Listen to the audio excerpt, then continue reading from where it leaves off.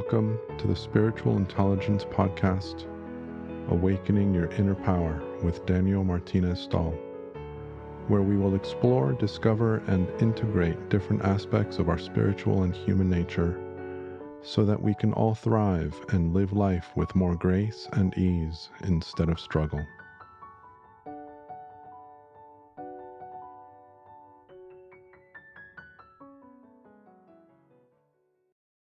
So welcome to the Spiritual Intelligence Podcast once again. With me today is Zay Pierre. He is someone that was referred to me from a friend of mine. He and I just met and spoke last week. It was a wonderful conversation that really inspired me. I really enjoyed it. And I am really excited and looking forward to the conversation that we're going to be having today. As always, I have no idea what we're going to be saying or where we're going to go, but I will just let Spirit lead us with whatever direction they feel is appropriate for us to go in. So on that note, I will let Zay introduce himself whenever you're ready. Just give us a little bit about yourself, and then I'll take it back from there. Beautiful, beautiful. Well, thank you, Daniel, first of all, just for having me on your platform. I'm happy to have this conversation and engage with you and the audience, like-minded hearts and souls, and other people like us who are just into esoteric and spirituality in general. For those who don't know me, my general spiel is, it's your boy Zay P. Zay P, the I am. I am that I am, as you are that you are, for we are all that we are. And that's my general intro. If you check me out on YouTube or see me in any of my lives or online appearances. And what that typically is referring to is the sense of connecting with spirit and the sense of connecting with the I am presence. And this I am presence being an aspect of the divine, being an aspect of God or source, however you choose to interpret it. There's a level where the energy comes into incarnation and it is embodied. It is embodied in all of us. This is the expression that is life. And with that, when conscious awareness comes into play, when you really step into your own sovereignty, into your own divine knowing, you really take hold of and manage this tool, this aspect of divine source, which is the I am in it, which is really self-declaration and identification, and really connecting in with that layer and that level of the divine self that's already within you. So when I'm in my connected state, most connected to spirit, most connected to energy, I've taken on the title as the I am, Zay P, the I am. So me being Zay Pierre, me being a channel, me being an energy conduit, me being a Reiki master, etc., etc., etc. I could go on with all the qualifications: ordained ministry, pranic breathwork practitioner, mindfulness expert. I have gone through the courses and the circuits. At the end of the day, I'm one like you all, here of being of service and here offering love and any insight and guidance I can to anyone else in this collective on the same journey back to source, back to self, back to love. So that is a little bit about who I am. Daniel, I'll hand the mic back over to you, but thank you for allowing me a moment to introduce myself. Absolutely. Absolutely. Welcome. You're more than welcome to share at any point. And as always, feel free to ask me questions as well. This is a dialogue between us, and I am going to ask questions, but at any point, feel free to ask me. I love that. Yeah. Yes, I love that. So the way that I like to get these conversations started is by asking, what does it mean to you that we have inner power? What would that mean to you? So I feel like the answer comes from multiple layers. And sometimes these things can get a little convoluted, so I'm just going to put this caveat here in advance. But life, existence, overall, the universe, however you want to conceptualize it, it is multidimensional, right? And so with that, answers may come from various dimensions, various layers, right? So when you ask this question, there's the 3D me, there's the human me, like the very real world guy who grew up in New York City.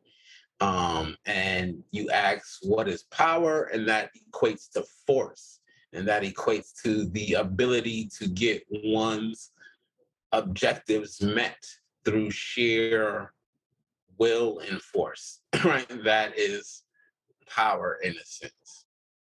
Um, when you start to ascend up to different levels, right? You ascend to another level, and the answer comes forth that power is sovereignty. Power is freedom, is the conscious knowingness that you are always at choice. You are always at the behest of oneself.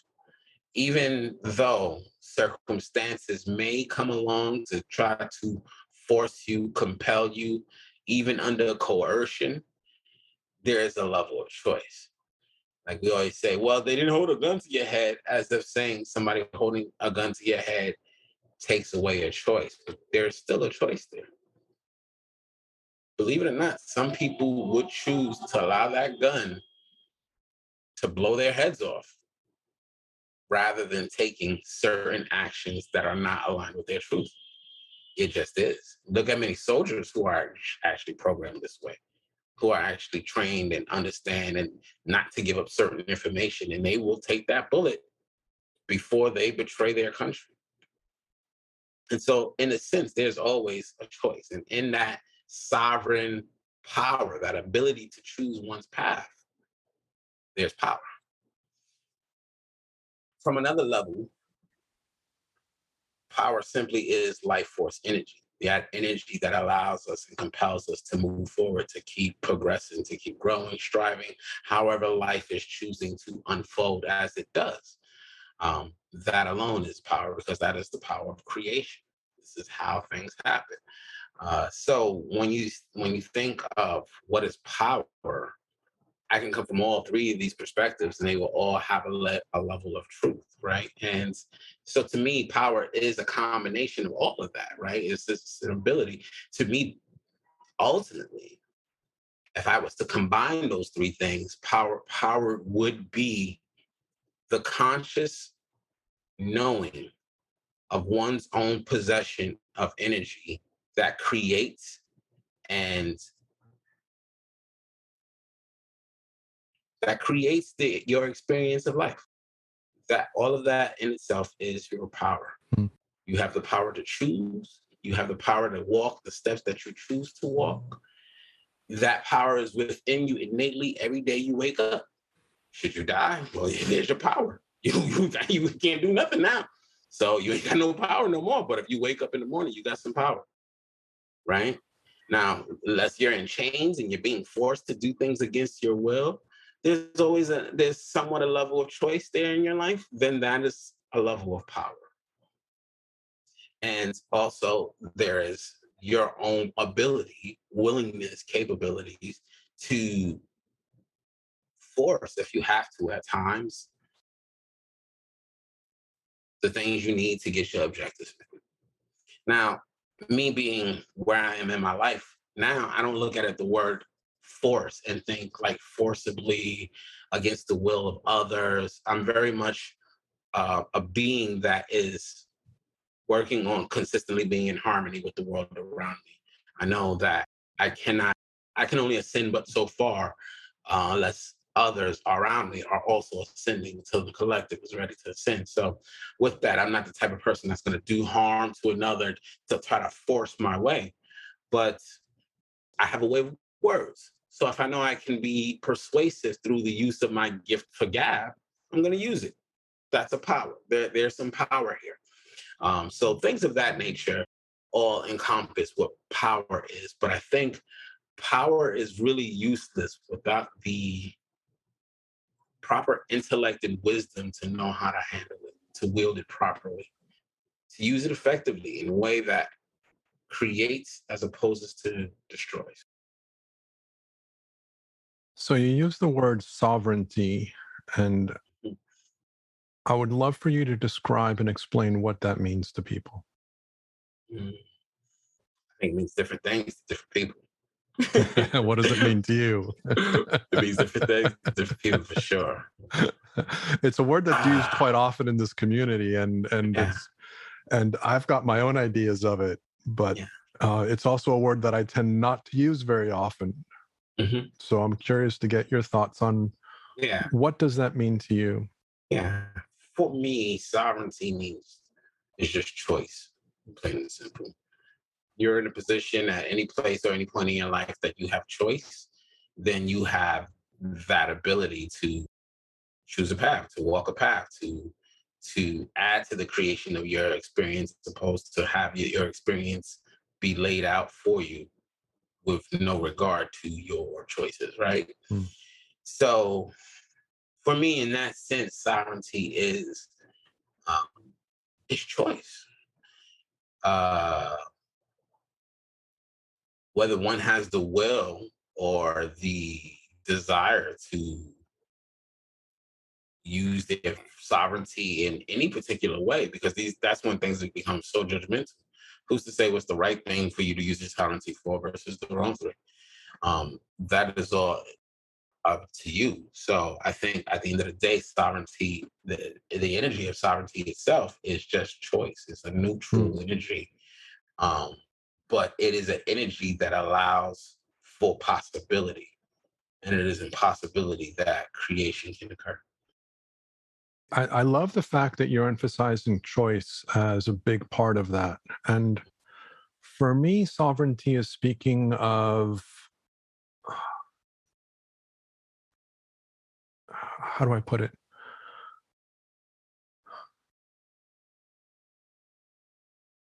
Our sovereignty, in the way that I relate to it, is our essence, our divine essence that we are. You were speaking of the I am earlier, that aspect of our divine essence, and Mhm. it manifests in our experience in a way that gives us the choice. It gives us the freedom to utilize that power, that energy of life, the creative energy of life, in whatever way we choose, in whatever way we decide to create. And the challenge that I find, myself included, in all of these conversations is getting to understand that power is so incredibly powerful and neutral that it will create whatever we are focusing on. And the challenge that we have is learning how to recognize the energies that we are giving importance to,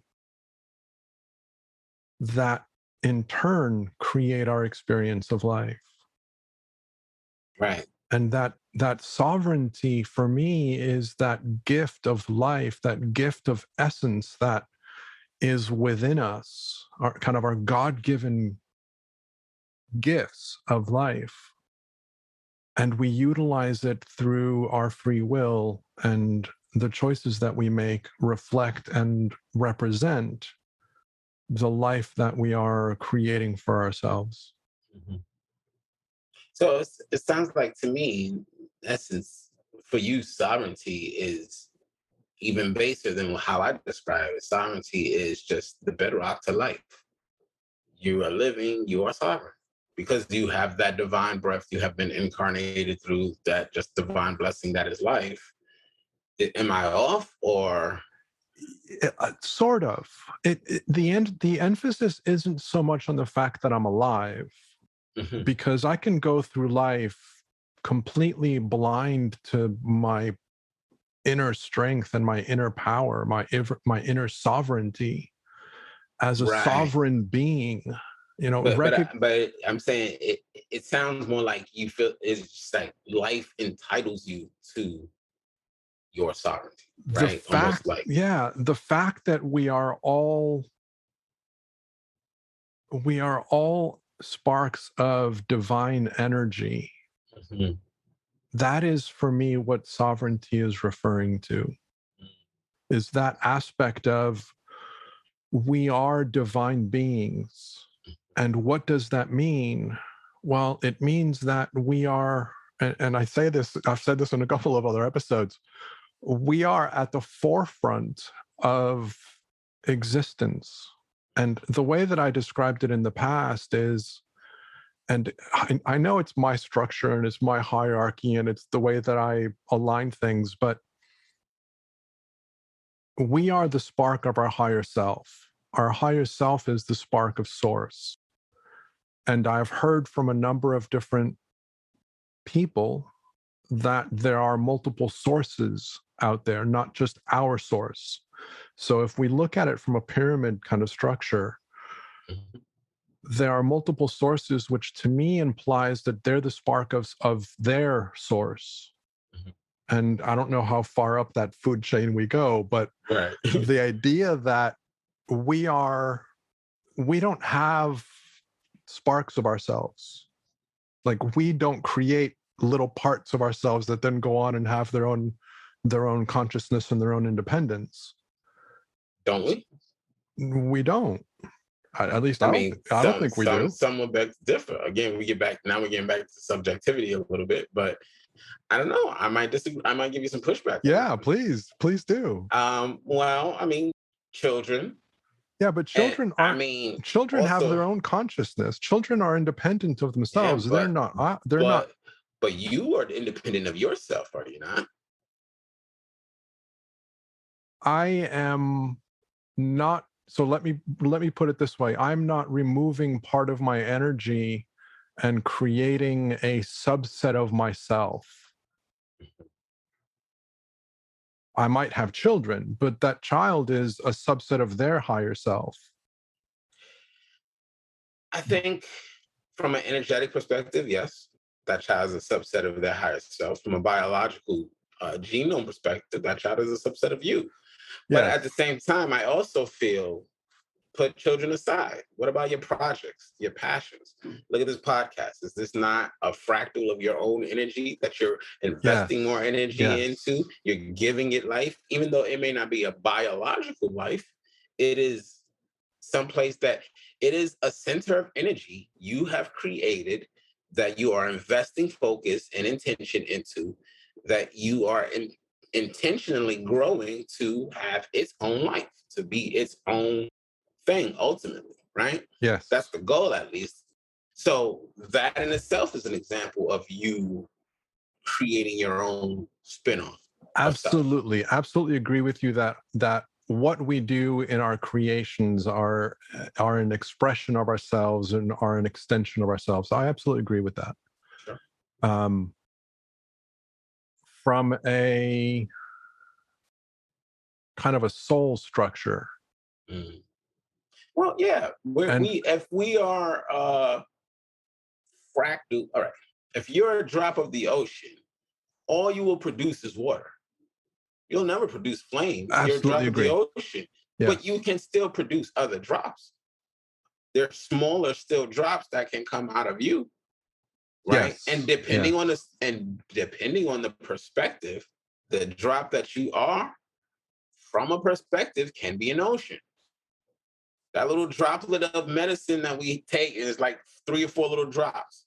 You drop that somewhere for a bunch of ants, and that is like a lake, depending on perspective, right? So just because you see yourself as the small, finite fractal of energy, the output you can create is always going to be more source. You're always going to be Absolutely. putting out more source Yes. energy, Yes. but these will be your own expressions, and they'll come to have their own identities and their own ways of being. And that's the cycle. But this is how source is informed of itself through Right. itself. Right. Totally agree with you. And Smaller scale, your cells, yes. red blood cells, white blood cells, your body stays producing them.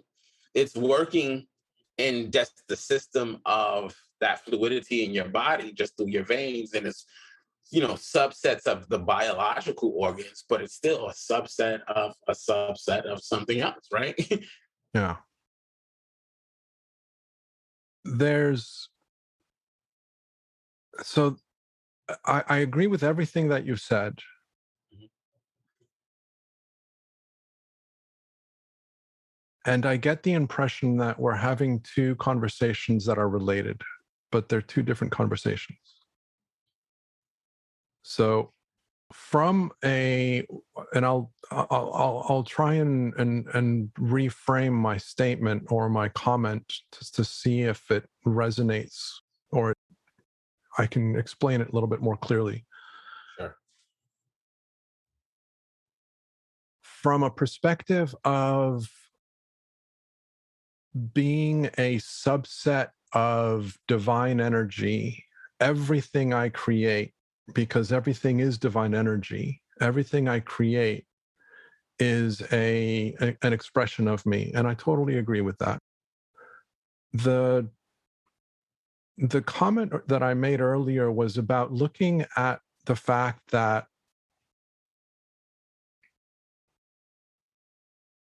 if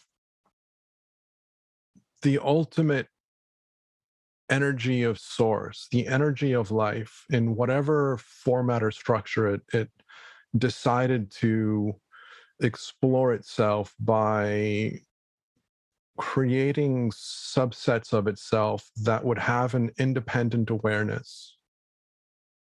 And then that subset of independent awareness created additional subsets of independent awareness below that. And let's just go to that level. We are at that forefront of that experience. We are at the front line of that experience in the sense that we are not creating subsets of our consciousness to then expand and go deeper into an understanding of ourselves. No, we were the created, and we're in the phase of starting to expand. We are. But And so perhaps if we get it right, we'll get to the place where we are creating those subsets of ourselves. If we get it right. if we get it right, that is something that I heard that the other day, that when we advance as souls to a Mhm. certain level, we are basically able to continue playing within the energy of our source, Mhm. or we can split off and become, like you say, another source ourselves.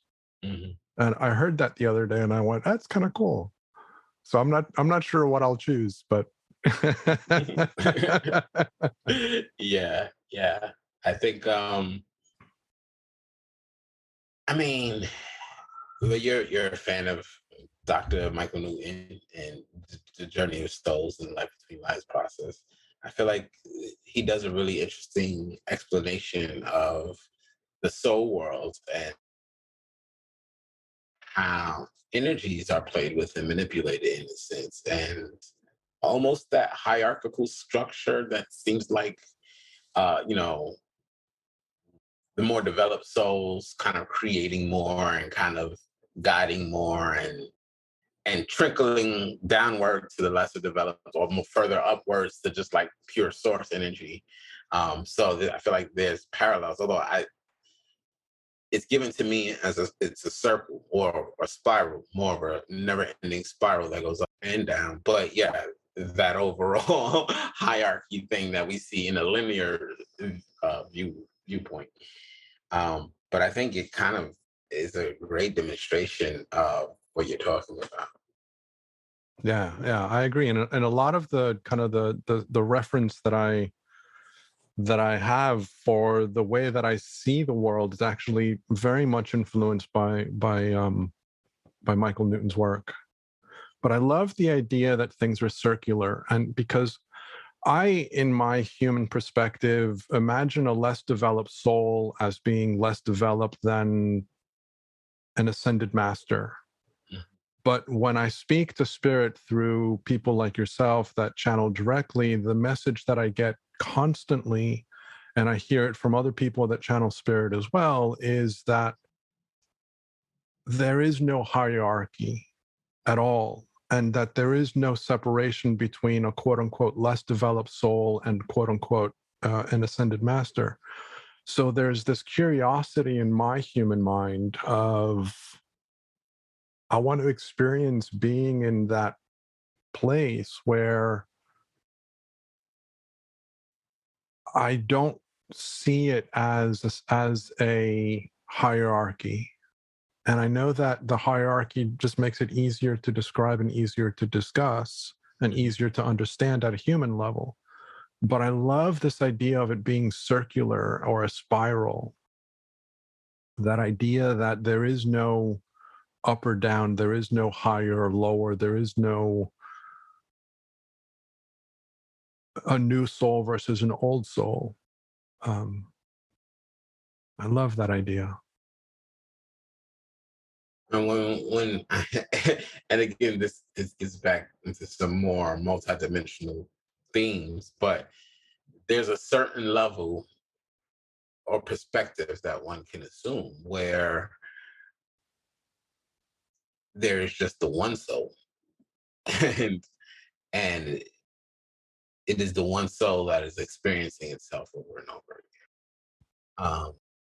And in that sense, because the reason why it comes up with what you just said is this idea that we all walk around day to day feeling like we're these individuals and we are our separate selves, and we've got everything categorized in groups and things. These, we are humans and those are cats, those are dogs, and we all have different separate souls, and we are different creatures and entities. And then there are things that are not even living, and those are just something else altogether.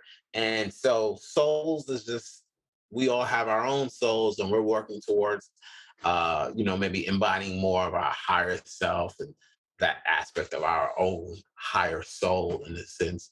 But if you keep going up and up and up, and you start to reach these places where it's like it's all just one soul, and you're just kind of, we're all working towards reunion, so to speak. Yeah, And yeah, that that's a beautiful thing, and that also kind of brings in that visual of the circle or the sphere yeah, again. Um, Also, the ocean. It's a beautiful metaphor that I also like to work with sometimes. But that's how they give it to me a lot. They really try to. I think the ocean is a great visual that really helps me to kind of conceptualize some of the things that come through, yeah, where I'm just like, okay, see. yeah. The whole idea of separation. What I thought about as you were speaking was, I don't know if I told you, but I am beginning my journey in the hope that I will learn to channel myself. And Beautiful. one of the people that I spoke to, that I'm looking to interview for the podcast, as I was sharing my story with her, what she said to me, which I really appreciated, was that the message that she was getting as I was speaking of my journey was that the more I recognize the fact that I am them and they are me, that there's no separation between myself and those that I want to channel, the easier that will become. And that idea that we are all one, and I hear it again from different people that channel, again, this same idea that when they are asked, who are you? Are you an ascended master? Are you an angel? Are you a dot dot? Yeah, we like our labels. Right. They don't really care for those.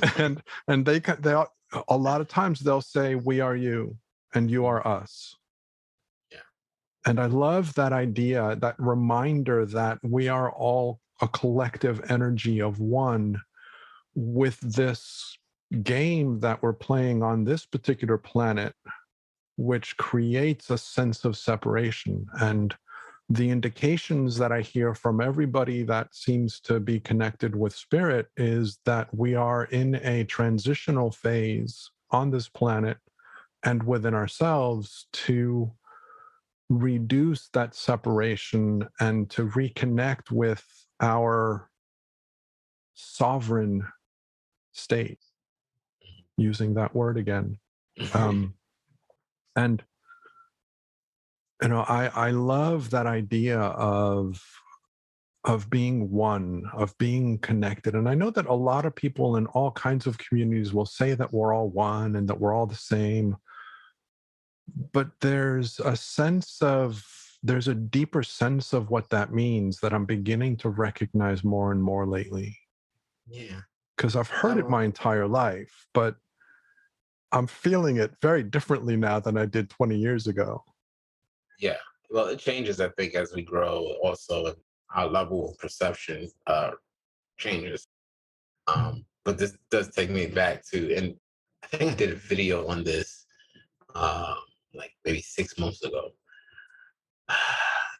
Where all is one, this idea of all is one. And that also brings me back before I even get into that. Because you talk about the collective, and like we are a collective, but just, you know, imagine seeing like there's just pockets within pockets within pockets. There's like collectives within collectives within collectives, right? So there's like, you look at the collectives of Gaia, because we are all belonging to her. And then there's humanity. And then there's, the animal kingdom. And those are collectives within the animal kingdom, right? There's these different species and these different animals. And then, there's just all sorts of, but then at the same time, there's a certain level where all of these energy units do recombine back together into just the sense of oneness. But then what Spirit gave to me in this, I remember learning this and kind of going through the paces with it. And it's the idea of oneness, which is spoken about so much, and especially in spirituality sectors. Also, sovereignty. I don't like to use that word too much because there's some muddleness there, and we can always go back to that conversation. But the idea of oneness, it's a beautiful concept, but it is not a very attainable experience in the physical life. And what I was given is that I try to choose my words carefully. I don't want to say no one will ever reach oneness, reach the state of oneness in this life, because I'm sure there's plenty of people who claim that they have, who say that they have. But what was really given to me is that the objective is for us to reach wholeness within ourselves, to become so balanced or so open to all perspectives, experiences, etc., that we come to a state of peace within ourselves where we can assume the perspective, assume that perception from all others. That is the sense of oneness within. And that is what we should be striving for on an individual basis before we even get to a place of really feeling like we're attaining oneness in the physical. Because the striving for oneness is a collective effort. And if the entire collective isn't working together on it, it causes so much disharmony amongst those who are. And that's because their energy is focused in the wrong place. It's focused in creating the oneness within the collective, when wholeness within themselves hasn't been accomplished. Yeah. Yeah. I love the idea. And again, you remind me of the idea of recognizing the wholeness within ourselves. And I know that you mentioned Reiki earlier. Within kind of the Reiki community and other discussions, there's a description of how we are made up of 4 different bodies. We have our spiritual body, we have our emotional body, our mental body, and our physical body. And that alignment, the energetic body.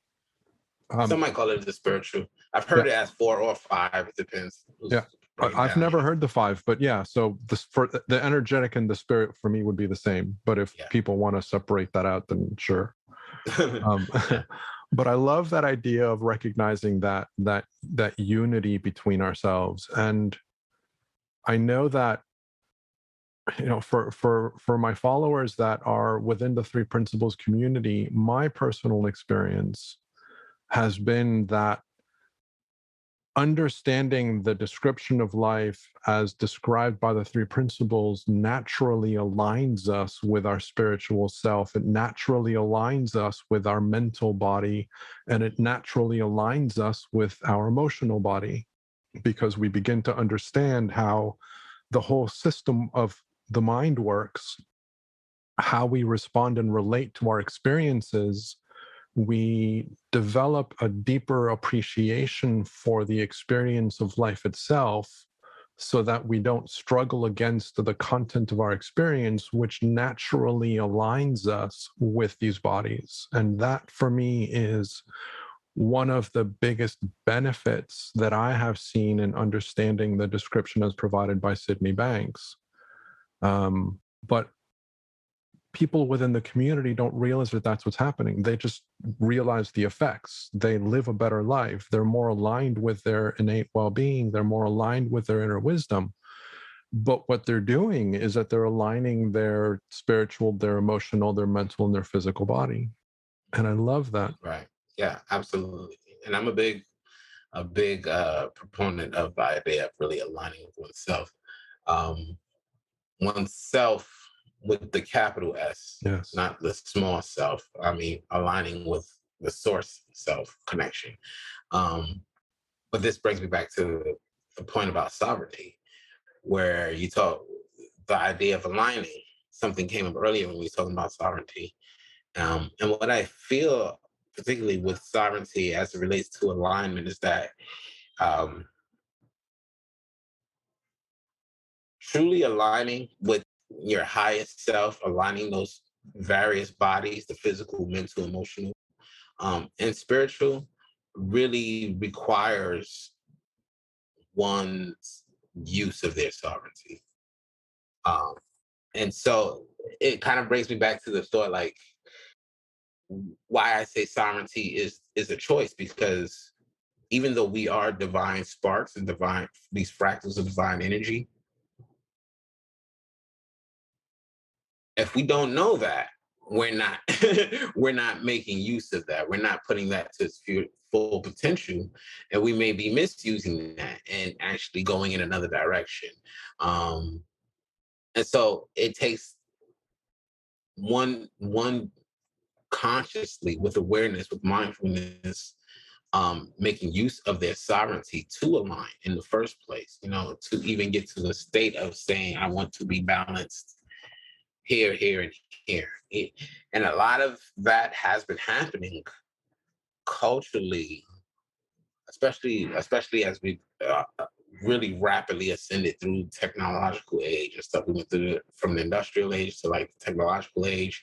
Um, the books and the amounts of text that have been produced and pumped, and then the accessibility to everybody. We're really evolving fast in that sense from a technological perspective, so to speak. And there's more access to information for people.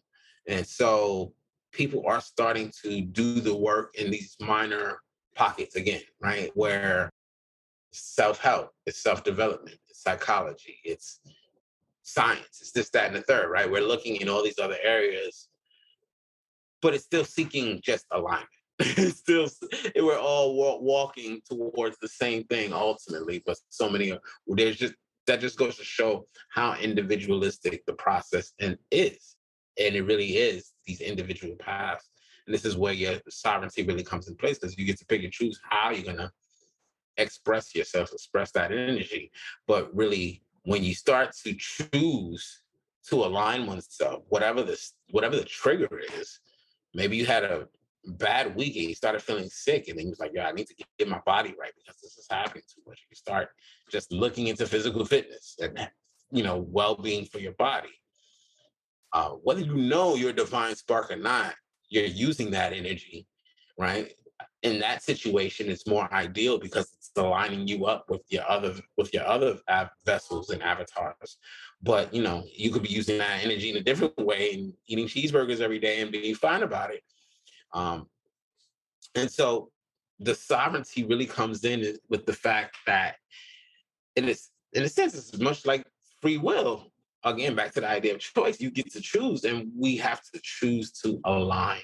And that is not always the easiest thing, but we're at this place in time where the world is kind of forcing us to either align or deal with the consequences. And so we're getting hit on all sides in all different ways that's forcing us all to kind of come face to face with what we're dealing with in our everyday lives and figure out how and if we even want to align with it all, right? I think that's where we're at in these current times with so much triggers and so many divisive issues, because it's really forcing people to kind of face things and start more consciously choosing who they want to be. And even though not everybody's on the same page, the difficult conversations are the ones we have the most growth in. It is those tenuous moments that bring us the most insight and learning. So I don't know how my tangent went there, but I'm sorry. Interesting. No, I love what you're saying, and there was something that you said just recently that triggered something in my mind, and I sort of lost it, and it may or may not come back. But one of the things that I've noticed in my own journey and in the exposure that I am putting myself into different communities within the development space is this idea that, and I'm kind of coming to grips with this myself. I haven't bought into it, but I do agree that we need to allow ourselves to receive more than what we think we are capable of receiving with regards to support from the energy of life, the abundant, infinite creative energy that is available to us and that lives through us. There's an aspect of allowing that to be without resistance. And that resistance, in many ways, comes from our innocent misunderstanding of how things work. Mm-hmm. And that, yeah, Spirit's talking to me about that right now. He's saying that. But yeah, they were just saying that a lot of that has to do with the collective belief systems around abundance, around wealth, around worthiness, because there have been so many messages that convey. I just heard mixed signals, but mixed messages in a sense where work hard. That's an admirable thing. And it is. I'm not knocking it. But then it creates this sentiment that I have to work hard for everything. And so now when you get something easy, it don't feel right. Right? Like that's when that belief system has just warped and went into the wrong direction, right? It maybe was something that was intentionally started off to get people to value hard work. Sure, there's nothing wrong with that. But then when it starts to mutate to this belief of anything received easily is a bad thing, now, we've gone off the rails. And so a lot of that stuff has to do with miscommunication and mixed signals, creating faulty or fallacies in the belief systems. Yeah, that makes sense. So the connection, as you were speaking, saying that Spirit was giving you a message, the connection in our video started getting really choppy. Oh. And I'm wondering if they're wanting to come forward and speak.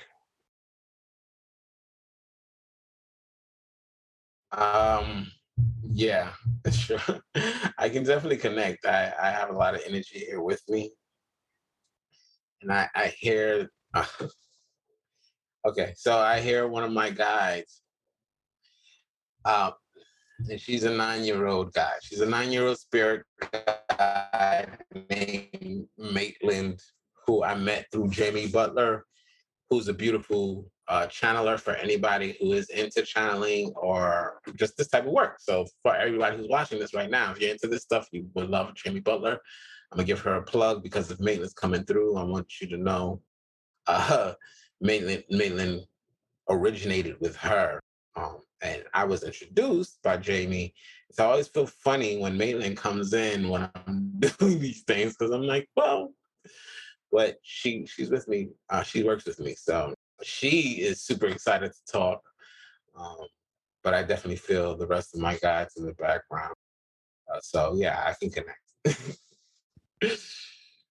That would be cool.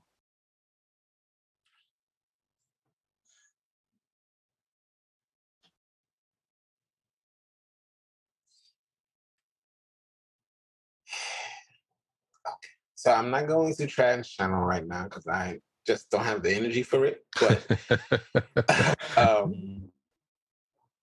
she says, "Hi, Daniel. I'm Maitland, Maitland, Maitland. Nice to meet you, Daniel." And she's like rocking her legs and rocking in a chair and swinging her arms back and forth. Super excited. So she's a 9-year-old spirit guide from the Midwest, I think. Or maybe California. And yeah, so she's here. But she's not actually 9 years old. She just chooses to present this way because uh because because kids are cute, kids are adorable, and people listen to kids when kids are cute. And so you can accept more truth from me when I'm being a fun, happy kid than if you were mean, grumpy adult.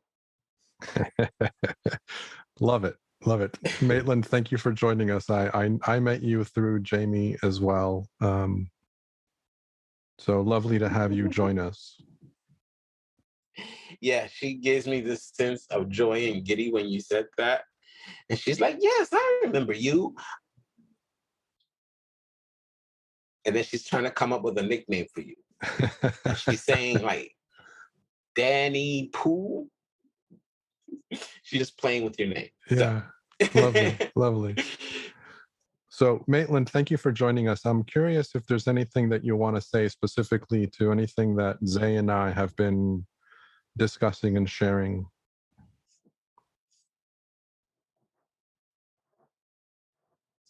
So she says, yes, I would like to talk about sovereign beings because you started off talking about sovereign beings.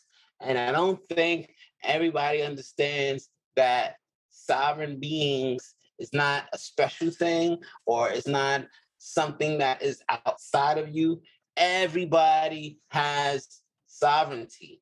You come to life, like Danny said, and he says, you are sovereign because of life.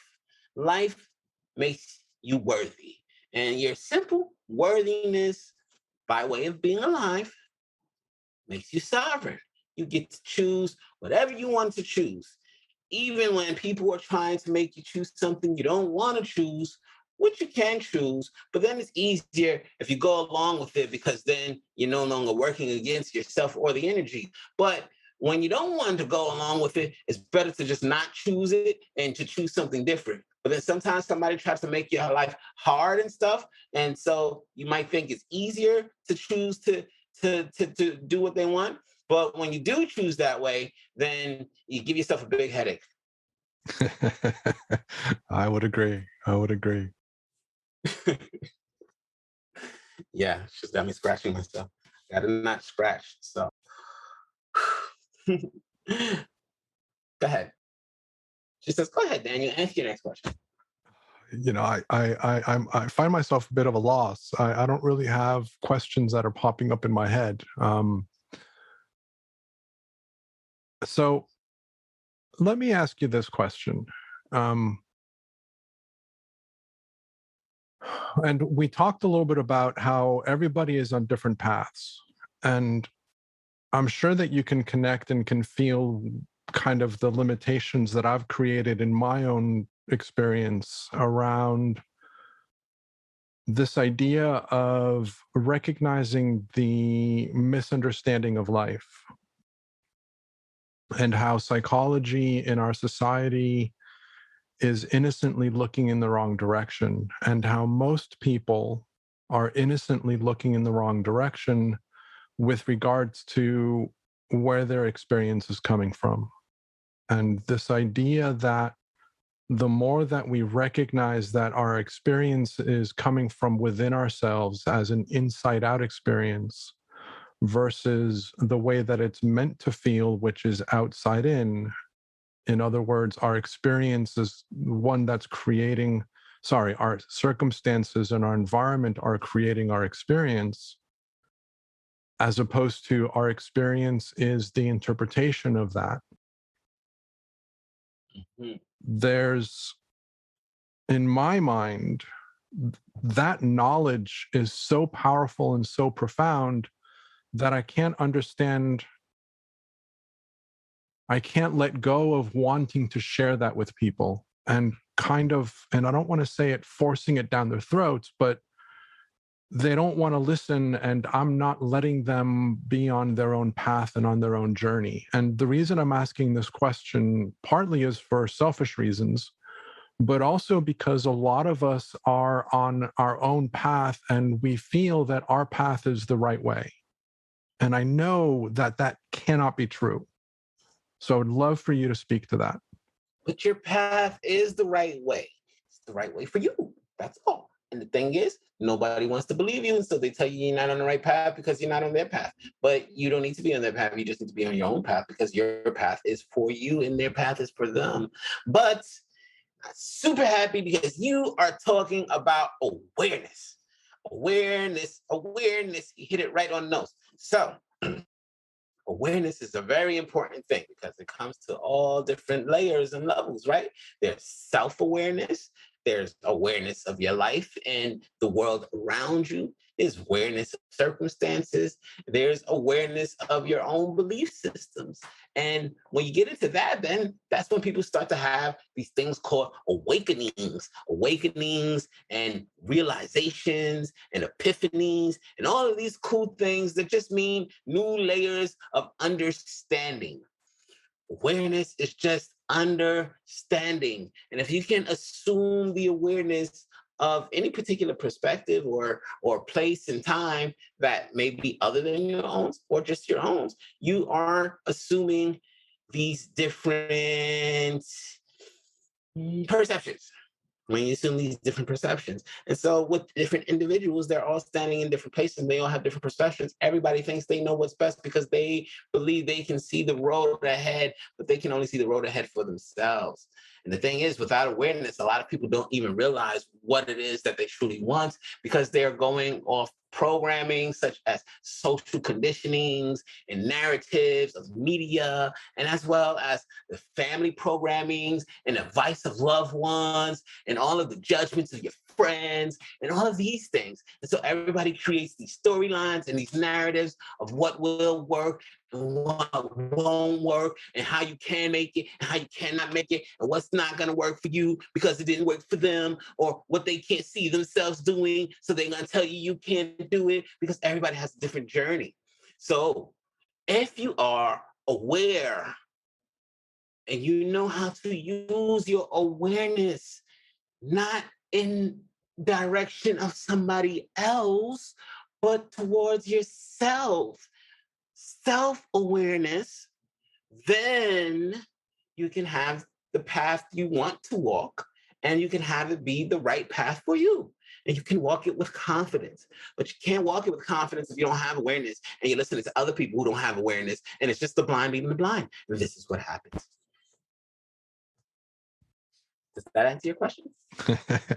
It does, but it doesn't. And I'll talk to you about where it doesn't. Yes. So Let's go. Yeah, right. Okay. So I use in my online program that I'm also sharing through this podcast, I'm talking about how life is designed to seem as if everything is revolving around the earth.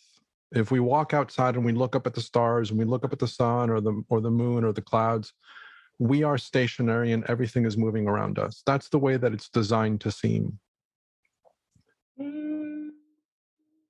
That is not, that's not, that's not how things actually are, but that's how it seems superficially that our Yes, that's how it seems to you, but it's correct. not designed to seem that way. Okay, You well, just take it that way. yeah. So let me be a little more specific with my language. I appreciate the challenge. Um, so perceptually speaking, when I walk outside, it appears to me that I'm stationary and everything else is moving around me. If I live my life, Yes. if I live my life from that perspective, I'm going to create an artificial glass ceiling because that perspective is based on a very innocent but false understanding of how things work. Hmm. Go on.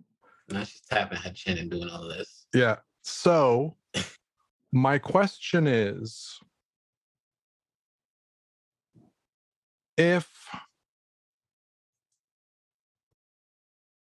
psychologically speaking, if people are living their life assuming that they're responding to the environment around them,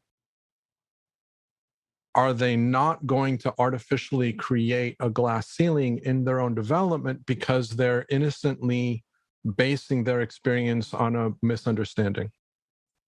Well, sure. This is the same thing of the statement, you are the body. Are you your body? No. But a lot of people walk around thinking they're the body. And so what happens when you think you're your body? You just take care of your body's needs. But then what happens? You come out dumb.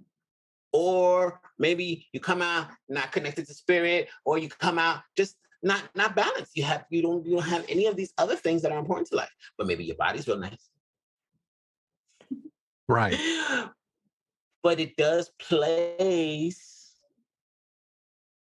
mm, limitations right, on what you experience in your life. right. So, my question comes back to, again, my perspective and my point of view of if I can, I feel like I want to help people recognize that they are not stationary and that the world isn't moving around them. I want people to recognize that they are part of a bigger system where we are within a solar system, the sun being the center of a solar system, as opposed to, oh God, this is all.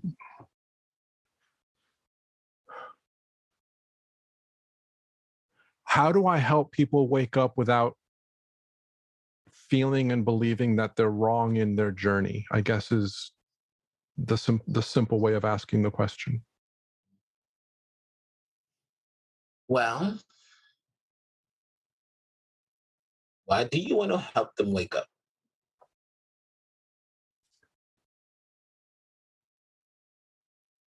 Be- Or what makes you feel they need to be woken up? yeah, it's a very good Do you question. feel Yeah. something's wrong with their path? Because then it sounds like maybe you do feel there's something wrong with their path. In which case, that would be a judgment. Judgments are bad. But preferences are not. Preferences are natural.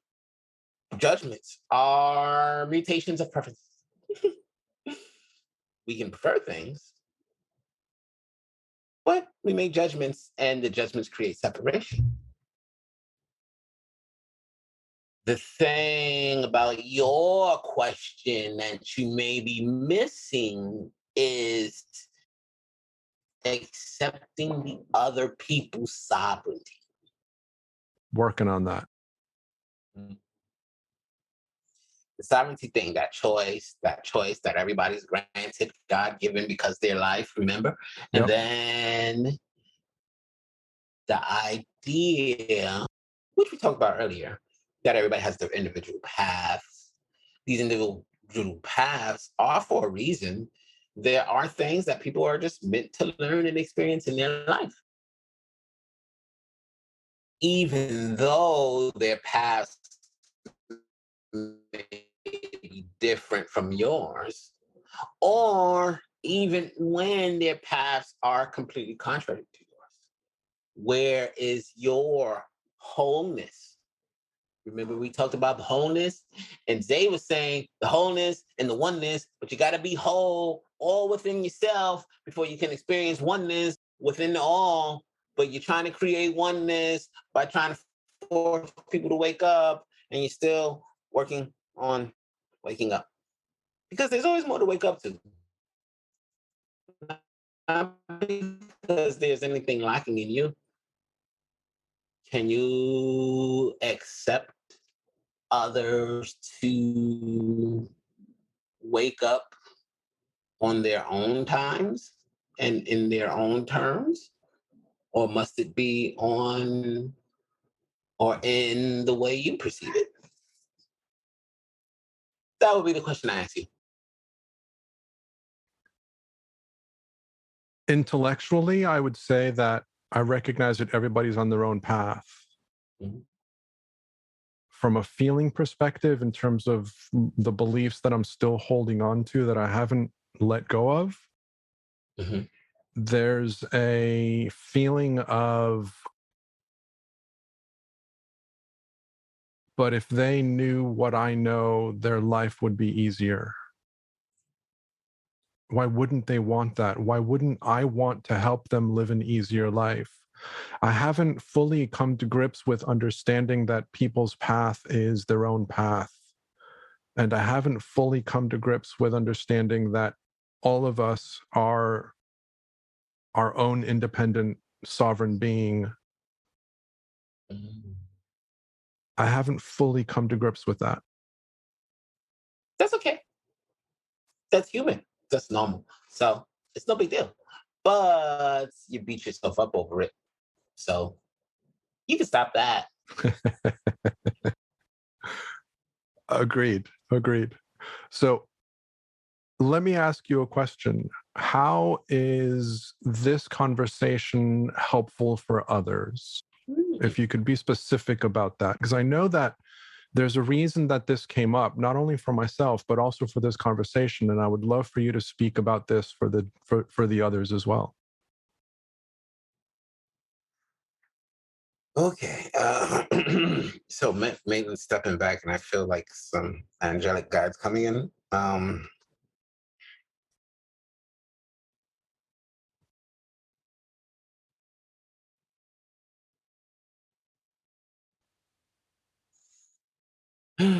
This conversation is part of a grand orchestra, one which many different players play at many different octaves. This orchestra can be heard throughout the galaxy, believe it or not. But directly here on your planet's surface, amongst the peoples, some people will be exposed to it, others will not. Some people will be educated and others will not. Some people will spread those messages, others will not. It is the learning, it is the consistent rehashing and redistributing of the valued and sacred information of these truths, these universal truths and the authentic individual truth.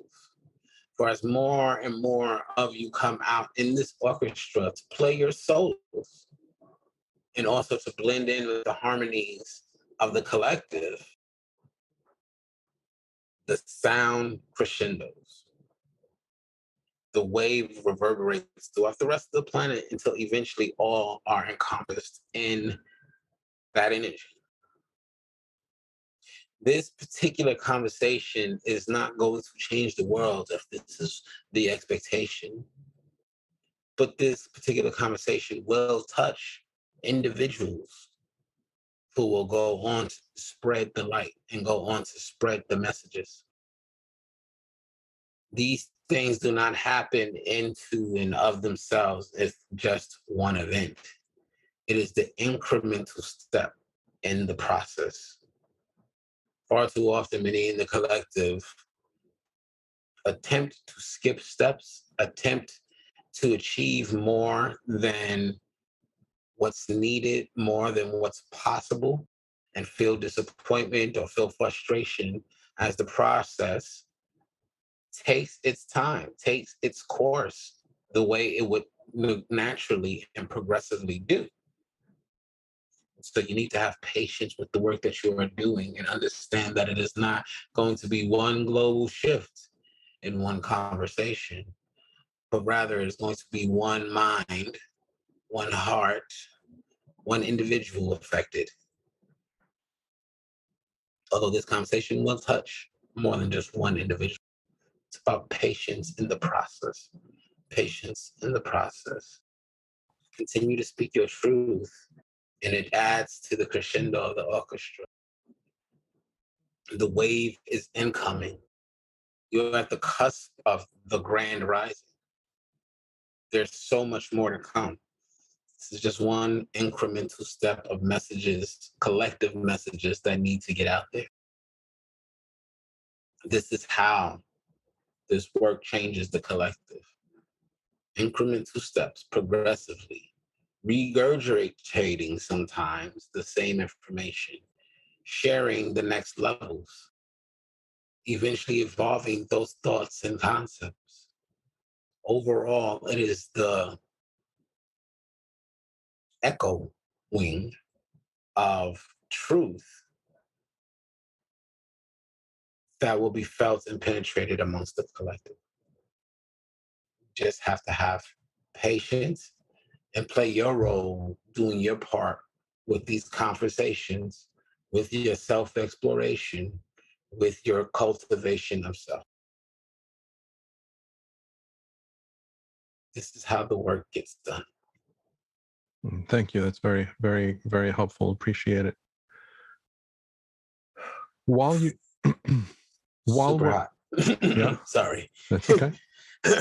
Yeah, go ahead. While we're on this conversation, I would love for this conversation to be brought back a little bit more to the listener's day-to-day experience. Partly because I spoke of my own challenges as I share what I've learned with others and the limitations that I have and how I see other people and how that's impacting the quality of my own life.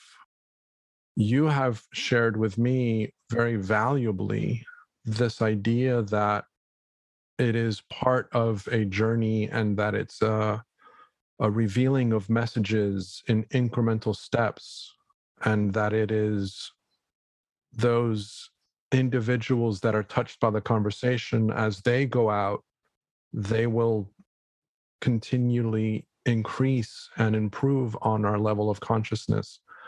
But I would love for you to bring this back a little bit more specific to how can the average listener on this conversation integrate this knowledge into their day-to-day experience?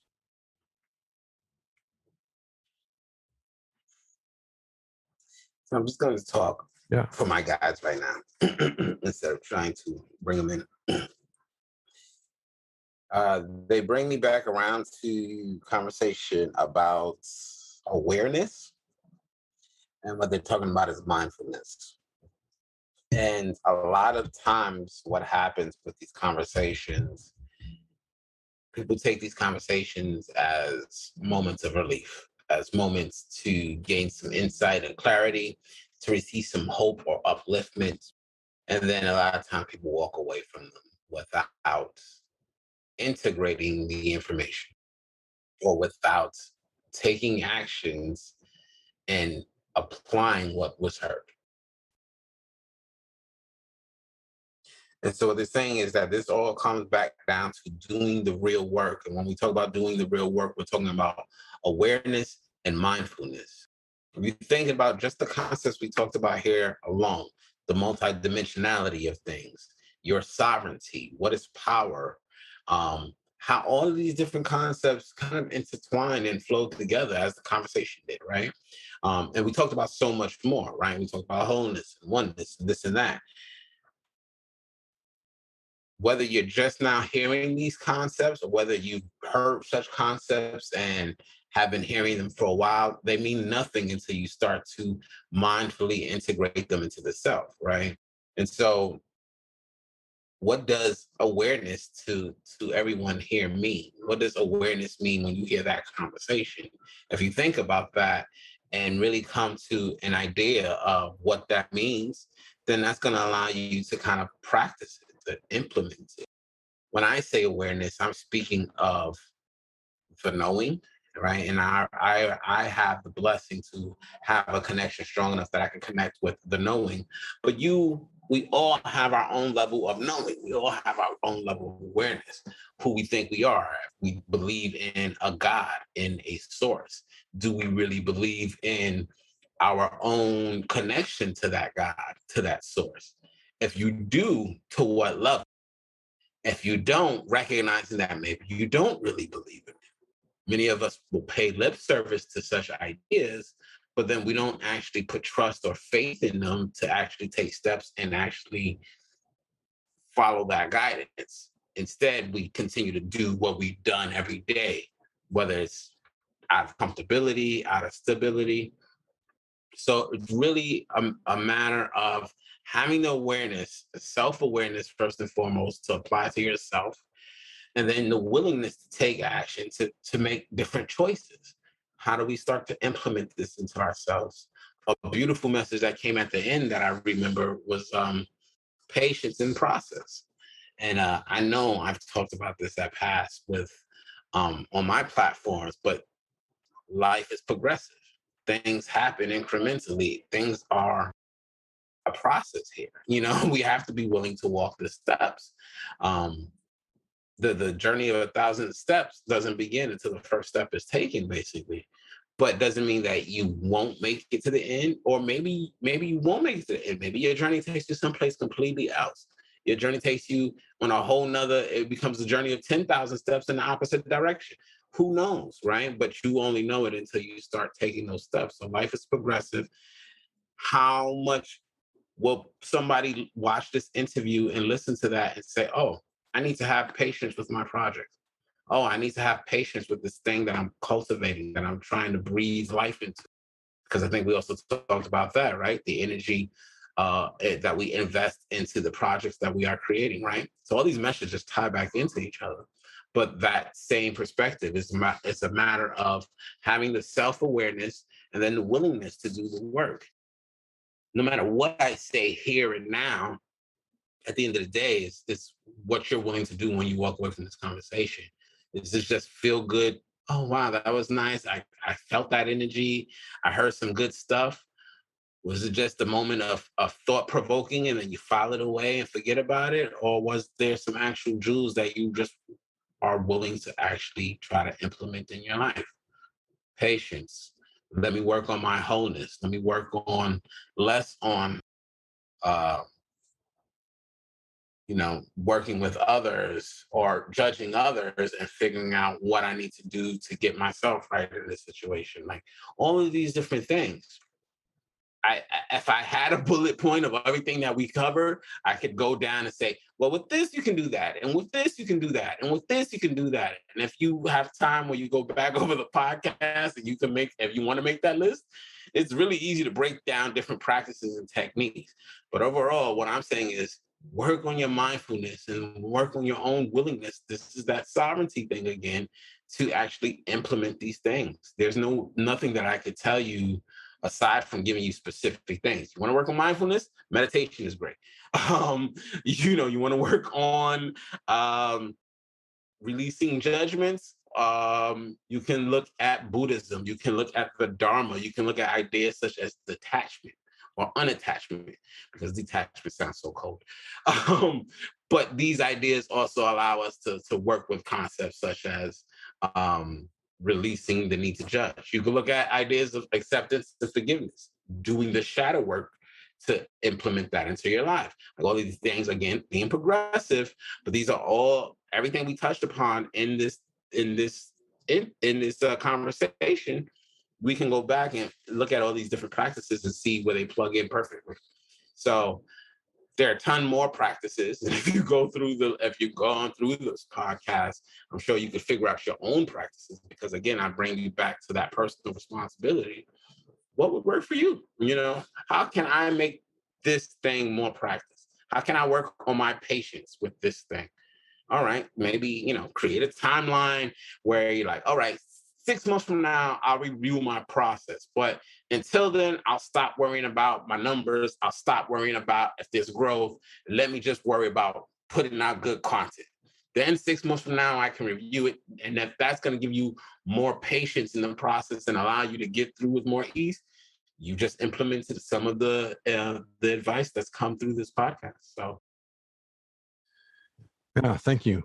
Thank you for that. So, what I would like to add for the listeners is if there's something that we have said that resonated with you, the invitation is to allow that awareness to deepen your understanding of yourself.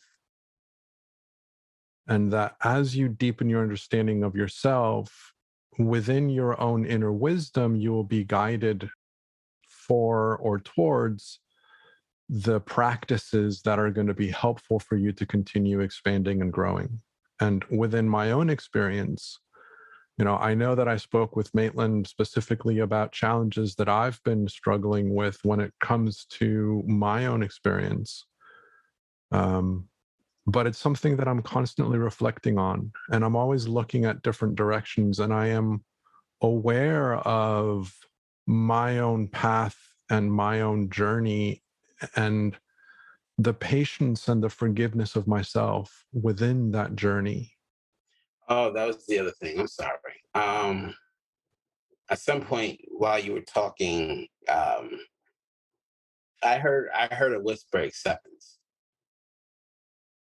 for you specifically with regards to your question. Mhm. Working with acceptance, and I'm getting this is referring specifically to accepting of others, accepting,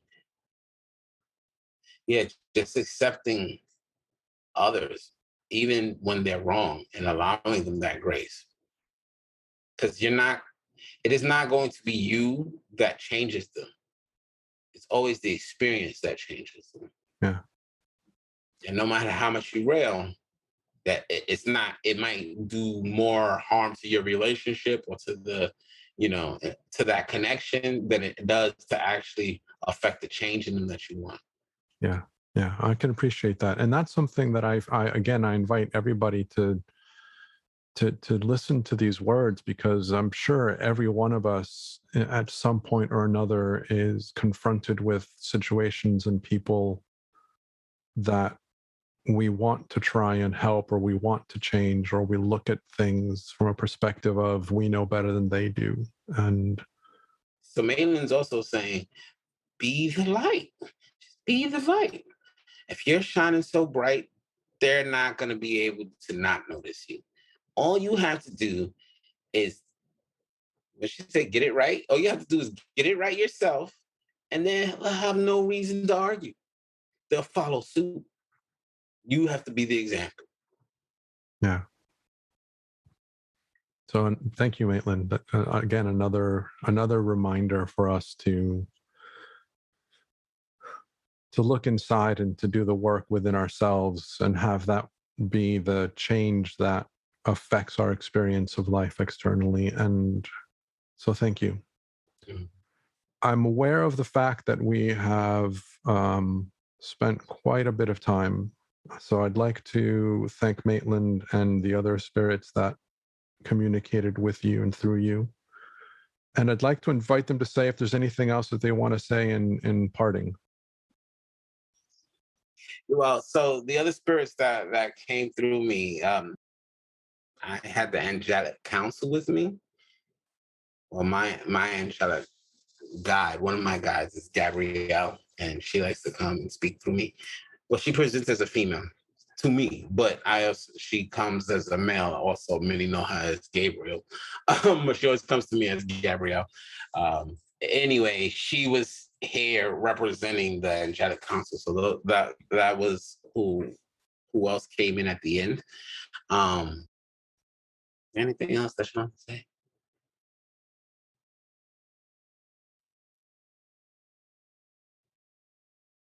So they are saying, Maitland's saying, nope, there's nothing else, but she hopes that you bring us back for more. she really likes this. She says she really likes this. Always That's welcome. cute. Always Yeah. welcome. So so they're down. I'm always down. So, we can plan another one in the Absolutely. future sometime Absolutely. if you're ever open. So thank you for the messages and for the love and support from all of the spirits and energies that have been with us. Thank you for your messages, and Thank you. Thank you for having me. It was great to kind of be on your platform. absolutely. I always enjoy just engaging in these conversations and exploring. One thing you said that I resonate with completely, and we are on the leading edge of life, and really, it's all about it. In a sense, it's almost all about we have the choice to do whatever we want. Yeah. It's all about what we do, but we are it. We are it. We are And it. We are it's amazing to half. think Yeah. about and to just kind of sit with that knowing.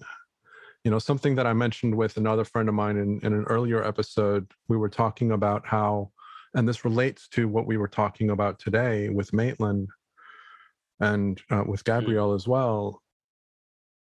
What we do is felt and extends all the way through the entire existence of life, beyond all dimensions, not just on this planet, not just in our household, but what we do and how we live our lives is felt across the entire universal consciousness.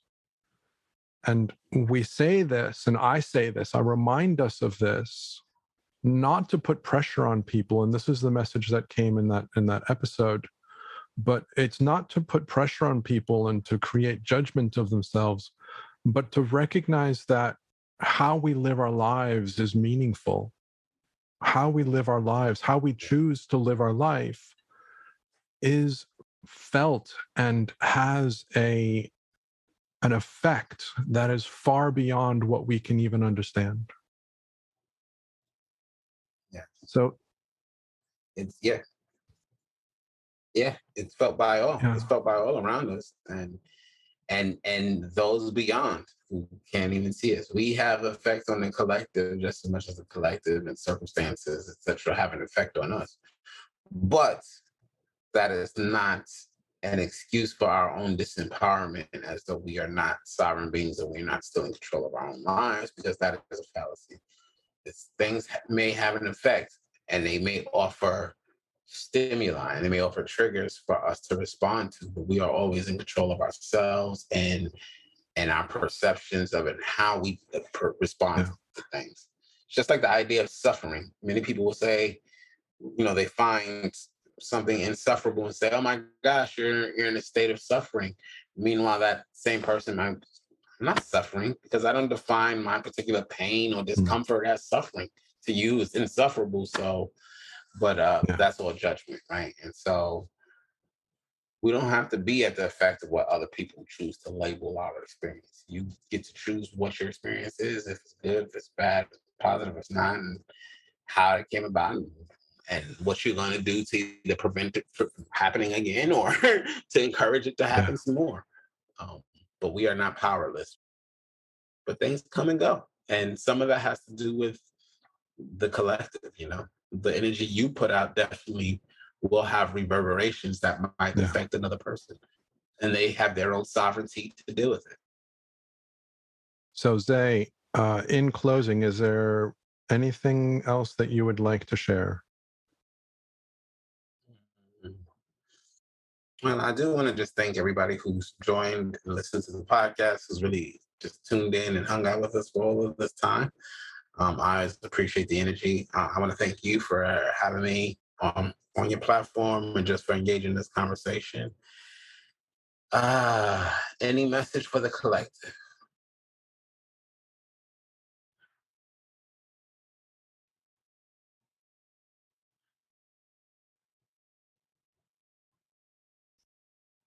So there's presently feels like just this huge influx of energy, and it's kind of got everybody in a little bit of state of flux, just with experiencing things in their own body, whether things have just kind of gotten And people might have experienced this Monday today, like, oh my God, Monday's been crazy or whatever. I'm really just getting this call for stillness for everybody to be able to find a time, place, and space where you can kind of go within, connect with self, and just be honest in yourself and in your experiences. What am I feeling? How am I feeling? Where is this coming from? Allow yourself the time and space you need to be reflective or introspective, to cultivate your awareness.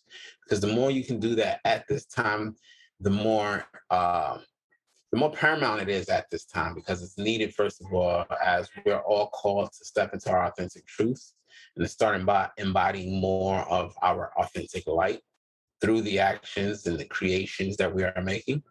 But then as we do that, again, that crescendos out to everybody else. So one light sparks another light, sparks another light, sparks another light.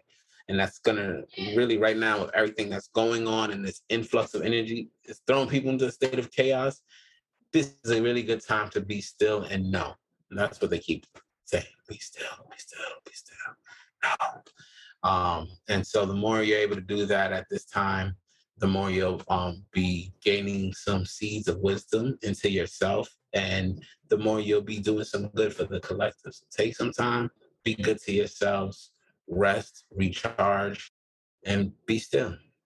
And thou art God. I lost that last sentence. I said, thou art, be still and know, thou art God. To an extent. Don't let it go to your head. Yeah, beautiful. But you have a divine spark in. Beautiful. Absolutely. So Zay, if somebody wanted to reach out and kind of get a deeper understanding of yourself and your work and reach out to you, what's the best platform for them to connect with you? Sure. Yeah, absolutely. So I have two platforms if you really want to reach out to me. If you're looking to book a session or work with me, or you want to catch me on the live, you can catch me on Facebook, facebook.com/I am.ZayP. Or you can catch me on YouTube, which is Zay P-V-I-M. The YouTube is where I offer just different channeled messages, readings, my own insights just through life, where I share narratives of things that I'm going through, where I give healings, energy work. I do all my free offerings really through YouTube. But then you check me out on Facebook. You can come, you can catch a live, you can engage, you can book direct sessions or services with me. And those are the two biggest platforms you'll find me at as far as the spiritual work. Otherwise, just feel free to find me, hit me up, and you can see what else I'm into. I've got a fatherhood platform that I've been working on. I've got my hands in a lot of stuff. And of course, I'll share Zay's contact details and his links in the description of the episode as well. So thank you. Beautiful. Thank you. I appreciate that. Absolutely. Absolutely. So thank you again for a lovely conversation. Very interesting. I appreciate your perspectives, and I look forward to continuing this conversation in the future. I'm excited, man. Definitely. It was a good time. Awesome. Sounds good. Okay. You have a good one, man. I'll talk to you soon. Bye-bye. All right. Bye. She says, bye, Danny. See you later, Maitland. All right.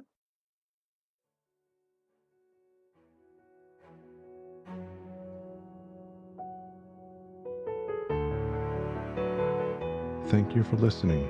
Hopefully you heard something new that invites you to reflect, to go within and deepen your own understanding of life and of our universal experience. If you enjoyed this conversation, please follow the podcast series on your favorite listening app and share this episode with others that you feel would enjoy it as well.